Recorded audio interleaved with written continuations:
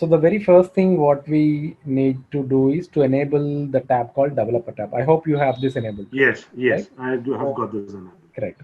So inside the Developer tab, Yeah, we have these options to record macro. Okay, so there is an option called perfect. Record Macro, and once you record a macro, there's a button called Macros here where you can start go and display the all the macros which are available. Okay, In actually here it says all open workbooks. So I have a okay, couple of other workbooks as well. So it will just display all the list of macros available. yeah, If not, it will show you what are all the recorded macros available with your end. I'll just close other ones as well. yeah, Not required as of now. So let's say Control N. So I did a Control N to open a yeah, new workbook correct. developer. Now, if you go and see in the macro, there will be nothing because I've closed the existing macro. Okay, Yes. So this is the button to actually go to the programming window. I click on this Visual Basic such that yeah, this programming window will open where you can actually start looking at in fact, four different sections of your programming screen. okay, Project Explorer, where you can see all the open workbooks in your current session. Okay, so in okay, this case, we have book 2, and if you have any other workbooks opened, it will just display all that opened workbooks in this Project okay, Explorer view. And here, okay, properties we have of that particular, whichever sheet you select. Let's say I select sheet 1, it will yeah, display all the properties of that particular sheet. okay, If you select something like this workbook, it will show that. So basically, it's about the properties of the object which you select, okay, right? So this is the programming window. When you start double clicking on any one of these sheets, yeah, okay, so it will just display the cursor here where you can start writing the code on. So this is okay, entirely the programming window, the programming code window. And yeah, bottom, you see something called immediate window. yeah, Immediate window is something to display the results on the go. Okay, okay, so when you start running the code and on the go, if you want to display some results within the programming code window itself, yeah, then we can see that inside immediate window. If you're not able to see that, you can go to view. There will be something called immediate window. okay, Shortcut key for that is Control G. Control Control G you G. can press Hmm. and immediate window will be displayed. Okay. So Yes. this is a must. Correct. No, so whenever you're getting into it, after this session or something, I'll go and browse and try to follow this key whether it Sure, is sure. No coming in problem. the same way with Yes. Control G. Okay. So you'll have this recording available. If at all you get some doubt, you can just go through the recording and Okay, acha. So those recording, whatever you're teaching me, it would be there. yes, the entire 1 hour session will be there with you. Once after Okay, the end of the session, uh, okay, Zoom will record it in the cloud. Uh, okay, the cloud recording will be, I mean, Chandan will be having access to that. okay, So he will be sending you after say 1 hour, 2 hour, within 1 hour, 1.5 hour, he'll send. okay, okay, Okay, so that is it. okay. Now, yeah. So here, few other things within this programming window is you see here, Excel Yeah, icon appears, right? So if at all yeah, you want to navigate from this coding window back to Excel, yeah. then you can just click on this. It will go back to Okay, the Excel screen, and okay, click on this Visual Basic. It will come back to the programming window. And perfect. of course, this is the save button. Always remember when you're working with macros, you will Yeah, have to save your workbook as macro enabled workbook. Okay, so perfect. file save as, when you say save as browse, it will by Yeah, default show it as Excel workbook, but don't perfect. proceed with that. You'll have to go select an extension called macro enabled workbook that will Perfect. display the workbook as XLSM. M stands for Yeah, Mac. got Okay. it. Then only the macros which you record or which you work on will be Yeah, available. Otherwise, you might lose it. okay. Okay. Yes. So that's about saving a macro. And other thing, once you save the workbook and you start Yeah, writing the code, every now and then you need not save the code. It is actually auto saved. okay, So when you come back to Excel, do something and come back to the code, your code will already be available. But at the okay. end, when you're closing the workbook, Yeah, okay, so you'll have to save the workbook. You need not keep clicking on this save. Uh, okay. but as a good practice, you can still do that. There is nothing Perfect. harm in that. But still, it is auto saved. You need not Okay, anytime come and save it as such. okay. Okay, yes, that's one option. And you see this is the run button. That means once your code is done, you keep your cursor inside the code which you want to run and press play button. This is play button, and shortcut key is F5. Function key called F5 that you can press and your code will run automatically. And if you want to run the code line by line, we call it as compilation. Okay, so when you have huge programs and you want to run the code by checking line by line what is happening within the Excel to compare it or whatever it is, then you can press F8 in your keyboard such that the code runs line by line. So you can actually go in detail and check what each and every code does to the Excel or whatever it is, and vice versa. So that's about run and running code line by line. And of course, when you get an error or if at all you want to stop the code, that is reset button. The code will automatically get stopped. Okay. So those are some of the useful. When you were talking about saving the workbook, do you have to give a file name or something actually, or you would have already given before starting? Saving the workbook. Yeah. So you said no. This finally when you are done with everything and you have to save the workbook. Just go there and click on the save. That's it. That's it. Huh?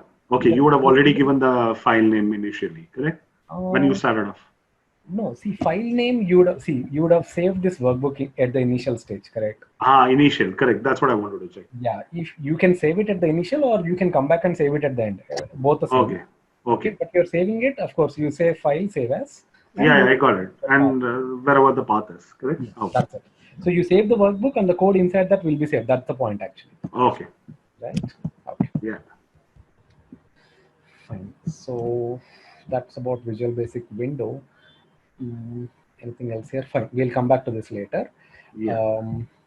I'm going here and I'm going to click on record macro now. Okay. So I'm going to start recording the macro. So once I press record macro button, it gives you a window like this where you'll have to give some fields to fill. I have this macro name to start with. Macro name can be anything, but it should not be a name with spaces. No spaces are allowed. Okay, so if you're giving, let's say, enter data, it has to be enter hyphen data, underscore data. It should be separated with some, most preferably it is underscore. Okay, otherwise make it as a common name, but don't give spaces in between. Okay, so I'm going to enter data here. So I say enter data. It's a common name. But generally the notation goes like this. If you have two words, capitalize the starting letter of each word such that it will be clear when you read that. Okay. Now the second thing, all these other options are optional. Only this thing is mandatory. The other things are optional. So shortcut key. I say shortcut key here. When you give a shortcut key, be little careful here. You should not override the already existing shortcut keys which you regularly use. Okay. Let's say I can't say Control C here because your Control C is copy, right? So whenever you keep doing a Control C, instead of copying, your macro will run. Okay. So that way you're overriding the default functionality of Excel, which is not preferable. So what I do is I hold Shift key in my keyboard and press C. Okay. Now Control Shift C will be your shortcut key. So probably we don't use that as a shortcut key regularly in Excel. So for your macro, you can make it this way. Control Shift C will be my shortcut key for my macro. Whenever I want the macro to be run, I'm going to press Control Shift C in the future. Khali, one question here, Dinesh. Suppose by mistake, you would have written Control V or Control U, and suppose you know you have done the mistake, but you have saved it. Is there any way to rectify it? You will have to, you can't edit it. You just have to delete the macro and re-record it. Okay, got it. Because it is assigned, that's it. Okay, so you have to be wary of this. Whenever you are using this, as you rightly said, you have to always use shift and whatever you want to give. Better too. Okay. And there are other ways to run the macro. We'll come back to that anyways. If at all you are not comfortable using shortcuts, you can run the macros in other ways. See, in most of the real times, we don't use shortcuts. Okay. Yeah, correct. It is difficult to remember. Either create a button and assign the macro to it. Or we'll just go to the macros button. I showed you, right? Macros button is there here. We can click on this and run the macro from there. That's the two ways we generally run it. But there is an option to give a shortcut key as well. Okay, because obviously we can't keep remembering all these things, right? Yeah, that's how it is. So yes, next thing is stores macro in. Okay, there are three options in this drop down. First one, obvious. This workbook says whichever workbook you are working on, your macro gets recorded in that particular workbook. Okay, and the second thing, new workbook. New workbook will be when you record the macro, a new workbook will open, and your macro will be saved in that new workbook instead of this book one, or book two, in fact.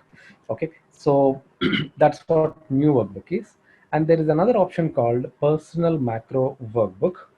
Let's say if you want a macro to be available in all the Excel workbooks which you open inside your laptop, inside your system. Okay, then you can record the macro as personal macro workbook. Okay, how it works is every workbook will be having a hidden workbook inside it with a name personal.xls. Okay, so you can unhide that workbook, and within that workbook you can find this macro, whatever you record. If you record this as personal macro workbook, we'll see that anyways. Okay. So those are the three options. And which are the commonly used one? In fact, generally, if a person is going to be using, what is the advisable? This workbook. Personal, this workbook. Okay. This workbook. Because because you are writing straight away and you are doing it straight away. Yes, you just give macros and click OK. That's okay. Because when you click on macros, anyways, you will get all the if at all you open some workbooks, all the macros available in that will be displayed. So most probably we'll be going with this workbook. This workbook. Okay.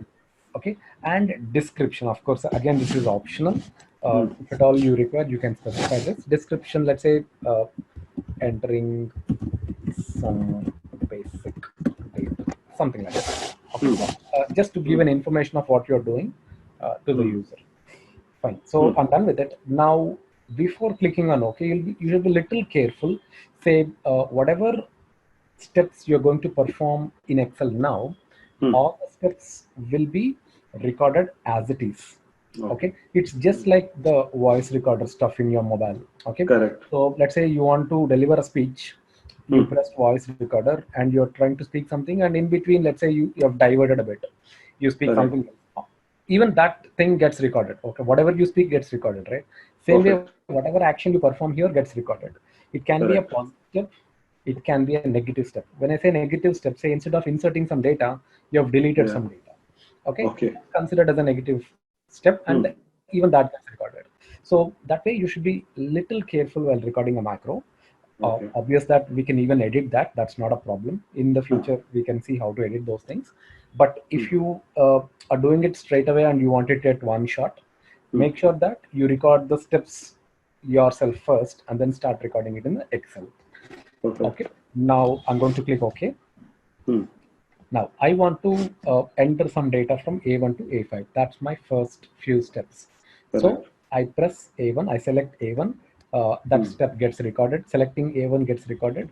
Enter 1, 2, 3, 4, and 5.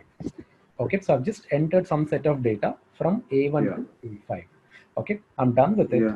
Now I can stop recording from two different places. That is, you see here previously this was record macro. Now it has converted to stop recording. You can stop it from there, or you can either stop it from here at the bottom. You see here there's a same icon you can see here and here. So you can either, why there are two different things for the same thing is, let's say on the go when you're recording macro, you might navigate to different ribbons, right? You might go to insert tab, home tab, wherever it is. Let's say I'm in home tab, I want to stop the macro. I need not again come to the developer tab to stop the macro. I can actually click here. So that's the idea behind giving this at the bottom. Yeah, that remains constant there. Yes. Correct? So I'm going to click on this button to stop recording the macro. Stop it. Okay, so your macro is recorded. Now I go to developer tab. Now I can either use a shortcut key or I can press this macros button. It will display you the macro which you recorded, which is enter data. Correct. So I've recorded this macro. I want to play it back. So I go to sheet 2. Okay, so whatever I've done, I want to play it back. So I use the shortcut key now, Control Shift C. You see there, the thing which I've recorded, that is entering data, has been replicated just like that. Okay, now again I go to sheet 3, I go to macros, and I click on that. I select that macro which I want to run. and I say run, then instantly the steps which you recorded gets displayed. Perfect. Okay, so very straightforward. Just enter or perform some set of actions. I've just started with only entering data. It can be any complex, any number of steps. There is no restriction. Any complex steps, no restriction, and everything gets recorded. Okay. Okay. Yes. Yeah. That is about. This is called, this particular action, whatever we have done, is called absolute recording, or absolute referencing, we call it as. That means we are absolutely recording all the cell references which you are working on. I clicked on A1, A1 would have been recorded. I pressed enter, A2 will be recorded, A3 will be recorded, A4 will be recorded, so on, till A5. Okay, so you got an idea, right? Yeah, I got an idea. Okay, fine. So now I'll show you the code behind the scenes. Why this code is actually running? Because when you are recording the macro, Excel has generated a set of code behind the scenes, and based on that code, whenever you are running the whenever I'm running the macro, you are able to replicate the same set of steps. So to view the code, I can either go to Visual Basic, that's one way, or you can again go to macros and click on Edit button. Here you have Edit button, so I'm just clicking on that. It will directly take you to the place where you have a macro recorded. This is the code which Excel has generated for you, such that you can just directly go click on Run button, or you can just run the macro as such. Perfect. And you also have to observe one more thing. It has created something called a module. Okay? Perfect. So whenever you record a macro, one new module gets recorded, created, and your code will be pasted inside that module. Okay. Even when you start writing the macros, you are supposed to create a module and then start writing the code within that. How to create a module is, you can go to Insert tab here. You'll have something called module. Okay. So when you just click on that, I say click on that, a new module gets created. Okay. Why is that we need to write the code inside modules is, when you write the code inside the module, then the particular code is applicable for all the sheets within the Excel. Okay. Okay. But when you write the code within a specific sheet, let's say sheet 1, okay, then that code is applicable only for that particular sheet, not for the other sheets. Okay. So if you want that code to be applied for the entire workbook, then you are obviously have to go for creating a module. Okay, so that's thus when you are doing a module, so you need not enter it sheet 1, correct? So module 1 would cover up the entire thing. For the in the same file, if you got multiple sheets, using module would ensure that it covers the entire thing, correct? You need not go sheet by sheet. Actually, there is a little confusion here. See, when you write the code in module, the code will work in any of the worksheets. That's the actual way to see. Okay. So, but even here, okay, there is a concept of which sheet it is. Okay. Now, when you're running the code, if you're running the code from sheet 1, that is considered as an active sheet, and you're to run here in the sheet 1. Okay. So when I run the same code, keeping your active sheet as sheet 2, your code will consider this as your active sheet, and the code works on sheet 2. Okay. You got the point, right? So when you write the code inside module, based on where is your active cursor, it will consider that as your active sheet, and it will perform all the steps in that sheet. Got it. So ideally, it would be the first sheet, generally speaking. Generally, or not always, but yes. Yeah. Most of the time, at least for us. Depends on the requirement. See, when you start recording a macro, let's say I can start from the first sheet, and the same thing to replicate, you can start clicking on other sheets and do that. Got it. That's how it goes. So, one question here. Initially, when you had run this, when we were trying to run in sheet 1 and 2, which you were trying to give me a so it would have got recorded under module or sheet 1 or 2? No. Module 1 it got recorded. Module 1 itself it was created. When I opened this, it was under module 1 itself. Yeah, it was under module 1 by default. But by default, if you don't have any modules already created, it will create a new module and it will put the code in there. Okay. It's only when you require a module 2 as you did, then only you have to get into that insert and. Yes. See, you have a module 1, right? You can start writing other codes inside the module itself. Okay. module 1 itself. You can keep writing any number of codes inside module 1 itself. Correct. Okay. But why a new module is generally created is, see, let's say you have a project. Your project is divided into 4 different chunks. Okay. So one portion is being handled by one person, or one logic is being handled by one person, the other logic by other person, something like that. So we generally divide the project into chunks. Okay. So each and every chunk will be, you can, it's again developer's choice. You can keep one logic in module 1, you can keep the other module in module 2, other logic in module 2, another logic in module 3, like that. Okay. So you're trying to bifurcate that. But whenever ultimately you run that macro, it would pick up all this. It would pick up all, and we need to write the code to make sure it will pick up. Okay. We'll come back to that anyway. While writing the codes, we'll see how to call from one module to other, all that we'll see. Okay. But yeah, obviously there you can interconnect all that. Okay. Right. So yeah, so that's about. So again, you can write everything in the same module. There is no restriction again. But it would become too clumsy if you have everything in the same module. To figure it out, which module, which macro, it takes, you'll have to keep scrolling down here and there, and it becomes a little clumsy. So just to bifurcate or differentiate, people use modules. Okay. It's again developer's choice once again, right? Okay. Yeah. Fine then. So that's about recording a macro using absolute referencing. Okay, so I've not went through the code. Let's see the code here. Just try understanding this. Okay, I've given the name of the code as enter data. So that is being recorded. Okay, and I've given a shortcut key for my macro, even that is being recorded as Control-Shift-C.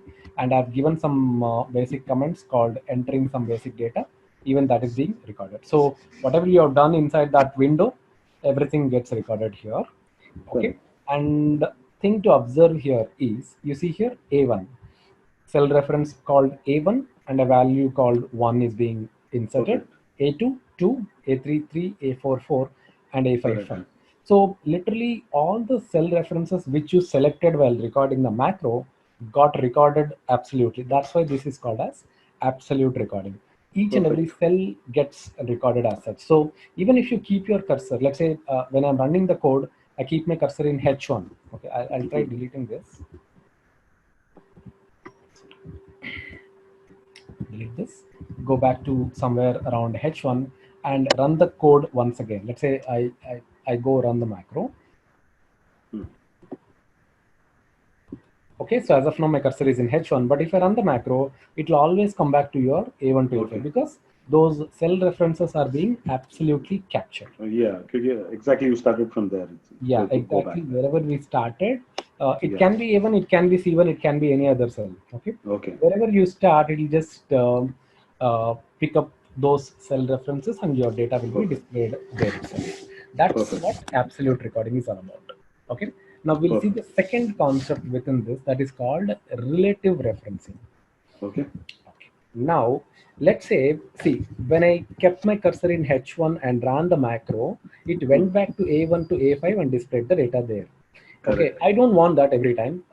This time I want something like, if I keep my cursor in H1, I want my data to be populated from H1 to H5. Perfect. Okay? Or if I keep my cursor here, it has to display the data here. Wherever I keep my cursor, my data has to be displayed there itself. It should not go back to A1 or whatever it is. Okay. So if that's your requirement, then we can go for something called relative references. You see here, relative references is there. Let's see how to run the macro or record the macro for that. So I press record macro again. This time again, enter data. As I am doing relative references, I say underscore relative. Okay. Now I will give a shortcut called Control-Shift-R for this is for shortcut key, and let it be other things. I click on OK. Fine. Now my active cursor stays in G8. So I'm not going to select, I'm not going to click on any specific cell. I just let it be like that. But only thing additionally I want to do here is go and select this option called use relative references. Okay, so I click on this, use relative references, that is being highlighted now. Okay, now I come back to here. I'm not going to click or I'm not going to select any cell. Wherever my active cursor was there, I start entering my data. 1, enter, 2, 3, 4, 5. I'm done with this. I remove relative references. I stop recording my macro. Okay, I'm done with it. Now I go keep my cursor anywhere next, anywhere it can be. Let's say K8. I do Control Shift R. Okay, there the data is being populated. I mean, again, wherever you keep your cursor and run the macro, this time I say macros and relative, run it, it just displays data there itself. Okay, so it need not be in sheet 1, you can go to sheet 2 and replicate the same thing, Control Shift R, and your data is populating wherever your active cursor is there. Okay, so if your requirement is such that wherever you keep your cursor, your data should populate there, then you'll have to record it as relative references. So normally, most of the scenario, I think it's better to use relative reference rather than getting into absolute, or I think then the discussion is yours, wherever you want to start off with, correct? It is, it's actually a combination of both. It's a combination of both, okay. So in real time, we use both actually. It's completely not absolute, it's completely not relative. Okay. So case to case basis. Again, based on the, case based. Okay. Okay, so relative and absolute. Got it. Relatives gives you more flexibility. Absolute is from wherever you start. Correct? Yes. Yeah. One is dynamic and sometimes you might require to go to a specific cell, start from there. Okay. And then navigate here and there. Okay. So in that case, start with absolute and then move it to relative. Something. That's how it goes. Okay. Okay. So I will go to the code and show you how exactly the code is recorded. Okay. So macros. Yeah. This time it's relative. So I select relative and say edit. Yeah. Now this is the code. So it says enter underscore relative. That's my code name, and I've given a shortcut called Control Shift R. It's being recorded. Perfect. Now you see here in the code, you don't see anywhere the cell references, which is a. I mean, we started recording the code from H column, correct? Correct. Okay, you don't see that anywhere here. So you don't see any cell references here, but you only see a particular function called offset. Yeah. Okay, so you know how offset works in Excel? Yeah. You know, right? Yeah. But if you can just give me some logic to build that so that. Okay, fine. So to understand this, you need to first understand how offset works in Excel. Yeah. So just go through that in a bit. Yeah. Just a fair idea of how offset. Yeah. Please. That would help. Let's see.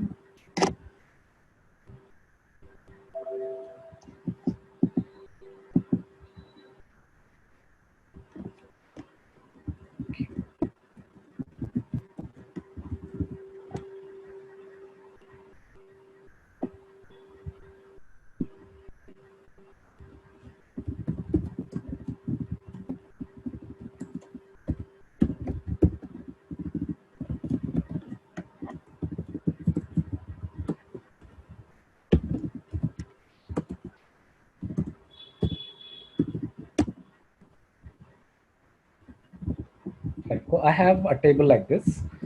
Let's say these are employees and the sales performed in different regions for each employee, right? So this is a table. Let's say I want to extract some, results out of it, or I have to create a template out of it. So I would say, let's say I want to create, I want to extract a particular employee, let's say S5's West region sales. Okay, so what and all functions you can think of using here? Equal to.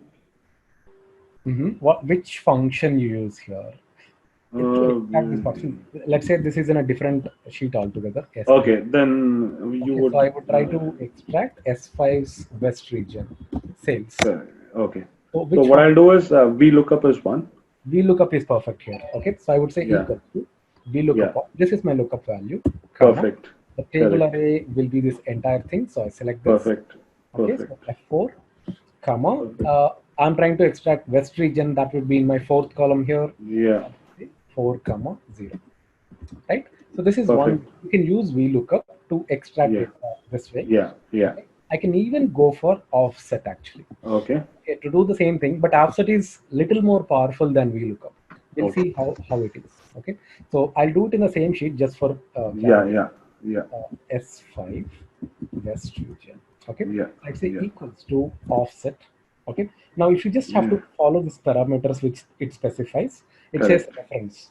Okay, so your reference generally can be from anywhere, but normally we just start from the top of the database. Perfect. Let's say A1, that's my starting of my database. From there, you need to specify how many rows to navigate and how many columns to navigate to reach this combination, that is S5 West cells. Perfect. Okay. So this is all about navigating from the reference. This is my reference. Right? Here, to reach to S5, how many rows should I navigate? 1, 2, 3, 4, 5 rows should I navigate? Perfect. So I say 5, comma. To reach to West sales, how many columns should I navigate? 1, 2, 3, 4. 3, not 4. Yeah.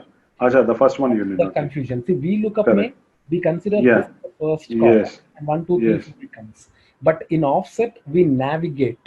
Okay, from current position, we navigate 3 columns to the right. Got it. To this position called West. So I would say 3, close bracket, and press enter. That would give you 47. So that is what is expected. But let's say if I change this to north.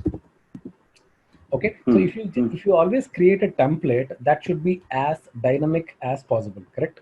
Perfect. It should not be static. Okay, so even if I change this to S3 or something, and if I change this to north to west or east or whatever it is, let's create a drop down for this. Okay. You know, right, how to create a drop down? Alt D. I know. D, F, F, shortcut. Here I say list. Sorry, list. And source would be this. Perfect. Northeast, west, correct. Okay. Now, I mean, you select any one of these, and your data should actually change. That's correct. How you have to write a code. Okay. Correct. So in this case, I have 2 static parameters. There is 5 is a static parameter, 3 is a static parameter. I need to automate that. So which function can you think of? $sign.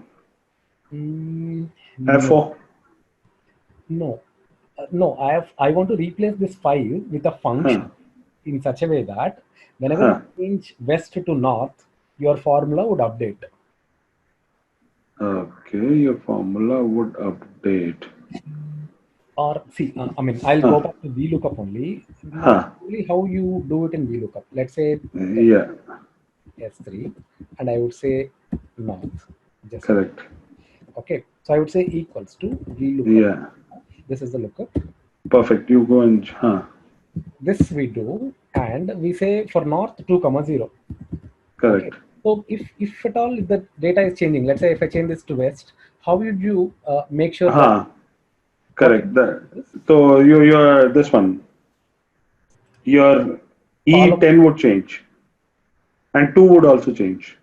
E10 would not change. See, A1 to E10 is the entire database. That would never change. So your G2 would change and 2 would change. No, G2 also would not change. No, G2 is also not changing. It is here. Your 2 would change. Correct. Your 2 would change, right? Yeah, what correct. You generally do, let's say you remove that and overwrite that. South as well. Okay. 2 things I'm doing.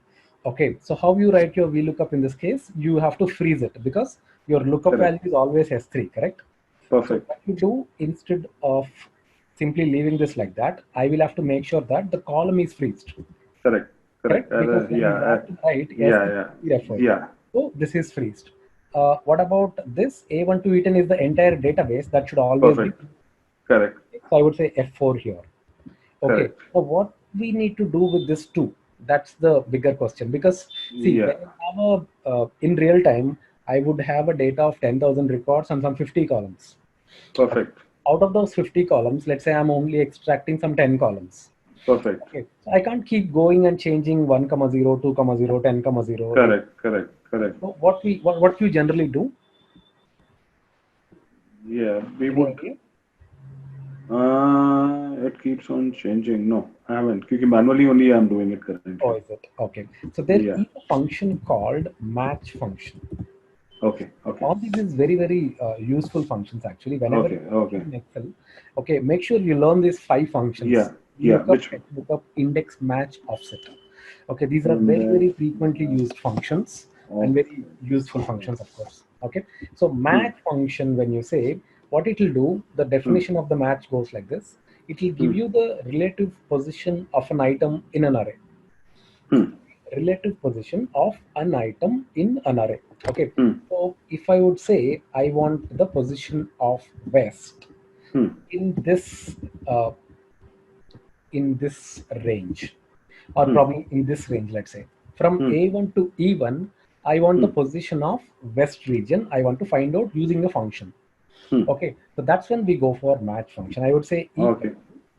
match of West. That's what I'm looking for. In Yeah. which array? Okay, so here this is my entire array from A1 Perfect. to E1. Perfect.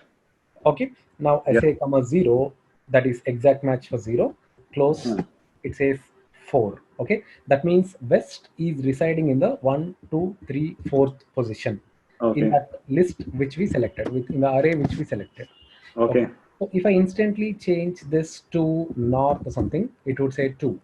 If I say Okay. south, it would say 5. Okay, so based on this Correct. value, whatever you specify, your index value will change here. Okay, so Perfect. what we generally do is we would use this match function inside the VLOOKUP such that your column index number will be automated. Okay, so Got here it. instead of 2, okay, so I would say match of, match is a function, so I say match. What is the lookup value? This is my lookup value because I'm looking for the West sales here. So Correct. I will select this, comma, Okay. this is my entire array from A1 to E1. Okay. Okay, that I will freeze it entirely. I press F4 to freeze it, and it's an Perfect. exact match condition, so 0, close bracket, and press enter. Okay, the Okay. only thing we missed out here is to freeze this particular parameter, which is H1, because I mean, when you're dragging it towards the right, it doesn't matter, but when you're dragging it towards the down, it should Yeah. always refer to the first row, not the second row or third row. Okay, Perfect. so we'll have to make sure that you freeze this, put a dollar before 1 Okay. and press enter. Now you drag it towards the right, control R, you instantly get south sales as Okay. well. Okay, so you see there S3 Okay. south sales is 78 and it's picking up properly. Correct. Correct. What you're doing is, I think this is helpful. So currently, what we were doing is we were changing one by one, so Yeah, that it keeps on changing. yeah, So we that did. won't help. See, I mean, Yeah. If the columns are big and it is huge, then you will have a problem. definitely, If definitely. it is only 4 or 5 column, you can manage in that way. Yes, if it is only 2 or 3 columns, yeah, you can go Yeah. manually change it. But if you Yeah. have too many columns, and let's say I keep changing these column names sometimes, Yeah. right? Yeah. So Definitely. even that case, you can't keep going and counting it, right? Let's say I have a column name called sales, and that is in the 49th column or some 38th column. Correct. I can't keep going and counting it every time. So you Correct. give the column name here, and your match function will take care of, you know, Correct. bringing up the position of it. Perfect. So Yeah, this is a fully. Dinesh, yeah, I got it. Kali, if you want a fast track mode, again, one more round of match, you can just tell me. I'm just focusing on that. I'm sorry, your voice is breaking. Okay. So match function, if you can just explain me for 1 more minute, in fact, the Right. same way what you did, so that I grab Right. it totally. See, match is a Yeah. function which Yeah. will give you the position of a specific item in an array. Perfect. So any array you take. Now this time, let's Yeah. say I want the position of S6. Perfect. Okay.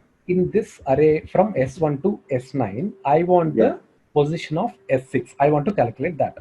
Okay. Correct. So I can go back and say equals to Yeah. match of. This Yeah. is the lookup value, that is S6, Yeah. comma, which lookup array you're looking for. It can be from here to here, or it Yeah. can be from here. It depends how Yeah. you're taking it. Okay, let's say Correct. I'm taking it from A2 to A10, Yeah. comma. It's an exact match condition. You know what is exact match Yeah. approximately? Yeah. Yeah. Yeah. Yeah, It is. It exact. should tally exactly as per that. Absolutely. Keto. Okay. So I would say 0 for exact match, close bracket, and press enter. That will give you 6. So S6 lies in the 6th position in the range you selected. Okay. Perfect. If Perfect. you manually count it, it will be 6. So if at all you change this to any other input, let's say S9, it would instantly change that index number as well. So this index number I'm using inside VLOOKUP to get column index number parameter. That's what I'm doing. Perfect. Clear? So this is a fully automated VLOOKUP function. Let's say I give another, let's say S7, and if you drag this Control D, you would instantly get the results for West region of S7 and. Okay. Kali, yeah, got it. Kali, help me with this VLOOKUP inside that match also you use, no? So that I'm wrong. No? VLOOKUP inside? Yeah, VLOOKUP is clear, and how whether match, which part you entered match when? The column index number parameter, the third parameter is there, no? So third parameter. We are writing 2,0, 3,0, etc., etc. So I've removed that 2 and I've entered this match function. Okay, you have removed that 2 and entered that match function. Yes. Okay, I'm used to using this VLOOKUP, not by this array table, so straight away I'm used to VLOOKUP, comma, you select the range and come back and straight away 2 into 0 and it moves on. So now where the 2 was there, you're using this match function. Yes. Correct. Now you understood the purpose of it. Yeah, I got the purpose. Because instead of doing and changing it manually, automatically it should pick up that. Yes, absolutely. That's the thing. Okay. That's the whole function. Your match function will give you the position of West from the range A1 to E1. It will just pick up. That's what we are actually manually counting, right? Perfect. When you count West, it is fourth position, fourth column. Okay. So if you just calculate in Excel to calculate, F9 is a shortcut key. Okay. So if I press F9 here, I'm pressing F9 in my keyboard. Your match will results 4. You see that? Because your West is in the 4th position from the array A1 to E1. Perfect. So I do whenever you do this, you will have to do a undo, that is Control Z and press. Perfect. Okay. And I do the same thing here. Let's say I go here and try to F9 here. I say F9. Yeah. It will give you 5. So because South is in the 5th position. Okay. So got it. It is actually giving you the position of that item called South within the array called A1 to E1. Okay. Got it. So it's like a match also, almost similar sort of parameters. Range also it is picking up, and Kali it becomes 0 and 1 extra 0 and bracket close. This 0 is for match, exact match. Perfect. This 0 is for VLOOKUPs. VLOOKUP that final, whatever, which we were. That's how it gets closed. Correct. I mean, if you just put your hands on, you try. Yeah, I'll do that immediately. You'll be able to. Got it. So actually, we started with offset and we came back to VLOOKUP. Now go back. We go back to offset. Okay. Now here we have 5 and 3. Correct. Now again, I wanted to automate this 5 and 3 parameters. Perfect. Link this with these 2 cells. Correct. This is row index. This is column index. Okay. Correct. Now instead of 5. Okay, so whatever parameter I specify here, it should navigate that many times. Okay, so if it is S3, it has to navigate 3 rows down. If it is S5, it has to navigate 5 rows down. So that your match will again give you. So instead of 5, I'll write a match function. This is my lookup value, and the array will start from A to 2 because it is about navigation, right? It's not about selection. VLOOKUP is about selection. That's why we selected from A1 to E1. Perfect. Offset is about navigation. From A1, how many rows to navigate? Correct? Perfect. It has to navigate 3 rows down. So your match will give you a 3 there. Okay. So I say comma 0, 0 for exact match. Close bracket. Now that will be automating this parameter. Now if I say S5, okay, it will give you S5's West sales. We just see that. S5's West sales is 47. I'm just giving you that. So I will change this to S7, let's say. And S7's West sales is 76, right? So we have actually successfully automated this parameter, which is rows. Okay. Same way, I want to automate this parameter also. Whenever I change this, okay, I change this to north, it should also change. Okay, that means I'll have to automate this other parameter called 3 as well. Instead of 3, I would say once again match. I would say match of.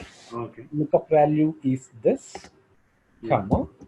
Okay, now lookup array will be from B1 to E1 because we'll have to navigate so many rows. If it is north, we'll just have to navigate 1 column to the right. correct? Perfect. So your match will give you 1 if you select from B1 to E1. Okay? So I would say comma 0 close bracket, press enter, and that will give you the exact output. Now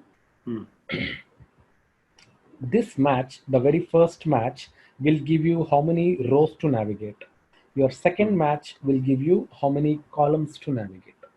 Okay. Now, when you say S7, starting from A1, I'll have to navigate 7 rows down. When it says north, it just has to navigate 1 column to the right. Perfect. So that's what your second match will do. So if I press F9 here, I'm pressing F9 here, it will give you 1 because north is in the first position in the array you select. Okay. Right?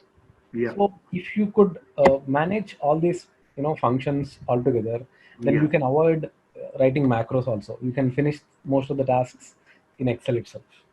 Great. Yes. So till this point, you can use either VLOOKUP or offset. Both will do the same thing. It is extracting data from for the specific combination. Okay. Yeah. Now, my thing is, I mean, why offset is more powerful, I mentioned is, okay, so I'll just take the same combination again, S7, and now I want to calculate the total sales performed by a specific employee. Okay, I can change this to any other employee name, and I should get the total sales performed by that particular employee. Okay. Perfect. Now the challenge is, see, now if I know that I have only 4 columns at this point of time, I could simply write a column here, say sum of sales.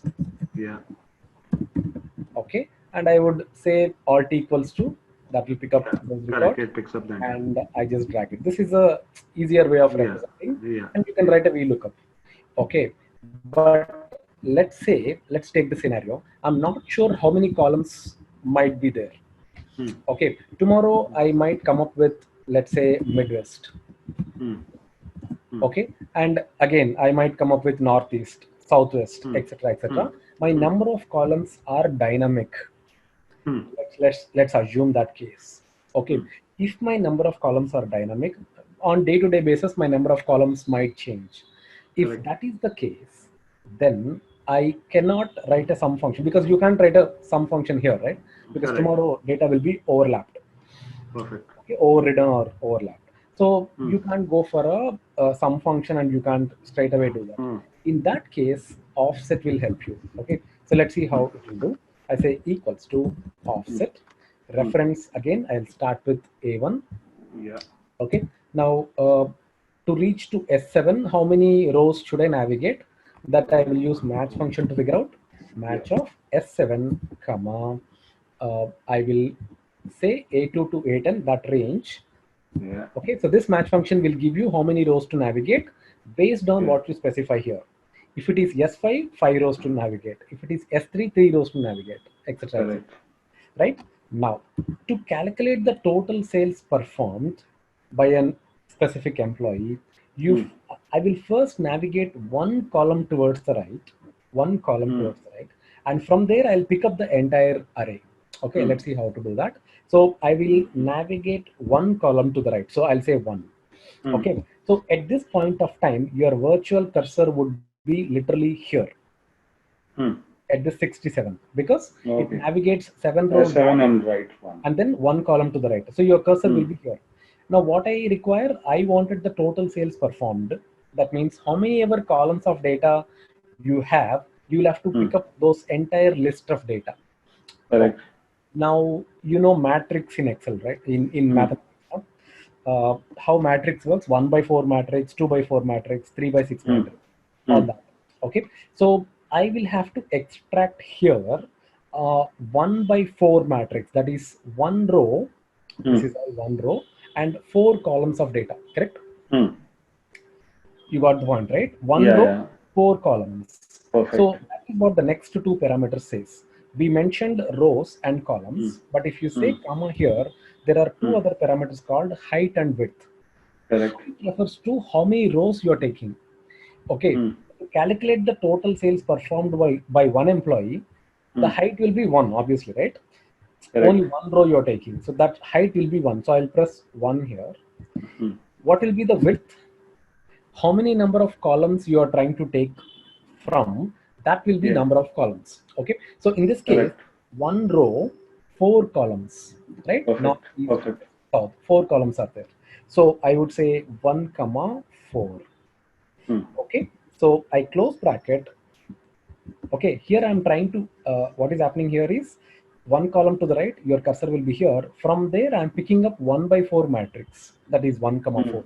Height is 1, width is 4. Okay, so in this case, if I press enter, you might get a wrong result in this case. Okay, what it is actually giving you is 35, which is not the case, or which is not the output which you are expecting. But if you try calculate this, I say F9. I press F9 in my keyboard. You see the list of all the items, that is 67, 99, 76, and 35. Everything is there. Okay, but an Excel cell cannot display multiple values at the same time. Correct? So this is called array functions actually. In Excel, we call it as array functions. So you're trying to extract multiple values out of a single function, which VLOOKUP cannot do. Okay, only offset can do. That's why offset is more powerful compared to any other lookup functions. Okay. So I do a control Z here, and you get only offset here. Okay, so using offset, I wanted to take the total sum of the sales performed by S7. So I would simply use a sum function. I would say sum and then close bracket here, press enter. That will give you the total sales. Okay. Okay, now talking about the dynamic part, I'll just delete this. Okay, let's say tomorrow I will add Midwest sales and I'll simply drag this control R. Okay, now I want to, I don't want 277. If you just see this, it won't be 277, it will be 312. Perfect. Now how that is, that needs to be achieved. Even the number of columns increases, I want to make this formula dynamic. What is the only thing which you need to change here is the last parameter, which is 4. Okay, that represents the width. Okay, now the number of columns increases, the width also should increase. Okay, now instead of 4, I have to write a formula. Okay, so this formula I can write here. Match. No, actually, see, match will give you the position, right? Now here I'm not looking for a specific item's position. If you write a match, what will be the lookup value? There is no lookup value here, right? Perfect. Okay, now here I can go for a function called count function. Okay. What will count function do? It counts the number of things. Number of whatever which is available there. Numerical data. That's which is available there. Which is available in the specific row or column, it will count. Okay. Now let's say I select this 7th row. Any row you can select. Let's say 4th row. Because everywhere you have data, right? So I select a specific row where the entire data is there, and 4th row, close bracket, press enter. It says 5. So what is the width here? 5. Okay. Now let's say in case I add one more column, I delete this. Okay. So your number of columns will become 4. Perfect. Okay. I add one more column. Let's say Southeast. Okay. And I add these columns. Control R. It says 6. So your count function will literally give you the width of the array. Okay, so I will replicate the same thing inside this. So instead of 4, I would say count of any row you select. Let's say 4th row, and close bracket, press enter. Now this will give you the entire sales performed by a specific employee. Okay, now if I just change S5 or something, it instantly updates. Okay, so that is the entire offset function. We have combined the entire thing: sum, offset, match, and count. Correct. Sorry. Yeah, it's a combination of all. Correct. You've got an offset, you've got a match, and you've got a count also. Right. So in a single table, it is able to pick. In Excel, usually what we would have done is we would have run a pivot, we would have run a filter for this, we would have consolidated more of a manual sort of task. Yes. So with one function, all that effort is reduced. Correct. So in a conventional way, we would have put a pivot for us, taken it to a different sheet, and yes, sir. Generally we go for a pivot, and then whenever data is and you keep on adding, then you would have widened the selection range every day by doing a refresh. Yes, that is a challenge. Every time you have to come and change the data accordingly, and all. Here it's not required. So whenever the data changes, obviously your offset function will pick up everything and your consolidated report will be updated. Understood? Yeah. Okay. Sort of. I would do some sort of practice in fact. Yes, definitely. Okay. Now you understood, right? Offset works with rows and columns. Number of rows to navigate and number of columns to navigate. That's what offset will do. Okay. Correct. Now I will come back to the code now. That's where we started all together. Here you see there is offset 1, 0. Okay. Now you understood what this 1, 0 refers to. Yeah. It is navigating one row down, 0 columns to the right. That means staying in the same column, obviously. Perfect. Okay. So by default, it always operates in the same way, no? One down and towards the right. Sorry? So offset always works in the same manner, no? Yeah, offset number of steps down and right. It's all about navigation. Okay. Now what we are actually doing here, when you run the macro, it is picking up from the active cell, and from there it is navigating down. And right. So it keeps saying 1, 0, 1, 0, 1, 0, right? That means from one row down, one row down, one row down, and so on. So that is why when you run the macro, Control-Shift-R, it is picking up the active cell and it is navigating down towards, without selecting any cell references. Perfect. That's what your offset function is doing here. So it will insert 1 in the active cell first time, okay, and then it navigates one row towards the down, and it will insert a value of 2. And again, it comes down one row down, it inserts 3. One row down, inserts 4, and so on and so forth. Clear? Yeah. Yes. Okay. That's about recording a macro. We saw what is absolute recording. We saw what is relative recording, and we saw offset concept as well. Okay. Yeah. So, put your hands on. Try to work a bit. Yeah. Okay. Now we'll see some real-time examples tomorrow on how exactly we this recording will help you. Correct. In your that we'll see some basic examples. We'll see. Okay. No. Any specific doubts? Nothing. Tomorrow I would have. So what we have learned today, I'll try to grapple with that. Sure. And I'll also get a hands-on to it. So any sort of request or something which is there, I'll definitely try to check with you before we get into that. Okay. We are done. I think for the day, this is pretty. So you give us, I think the most important shortcut was Control-Shift-R, correct? No? When you run that and absolute recording. What is the shortcut? Yes. Yeah. So these are the basic things which we should pick up in fact. Right. And FIU told us, in fact, initially to play, though it is too early in F8, then to view and control you had given, okay, that is not a must, and you had given. And you had said this workbook is the important function for us to save most of the times the file as. Then you've got a module. Okay, just go through all the concepts, whatever we discussed, and try to replicate that. Okay, so I'll see you tomorrow.